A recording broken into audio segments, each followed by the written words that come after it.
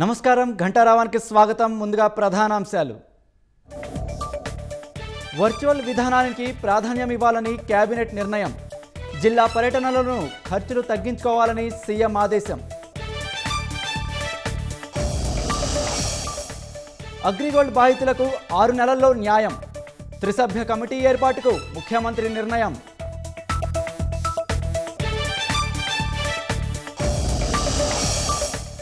ఇంధన వినియోగంపై మోదీ పిలుపుతో దేశవ్యాప్త స్పందన. సైకిల్పై కార్యాలయానికి వెళ్లిన ఉత్తరప్రదేశ్ మంత్రి.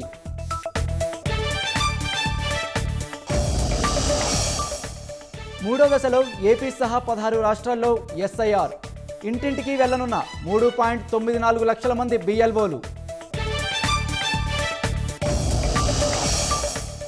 ఉత్తరప్రదేశ్లో భారీ వర్షంతో పెనుబీభత్సం. గాలి దుమారంతో 100 దాటిన మరణాలు.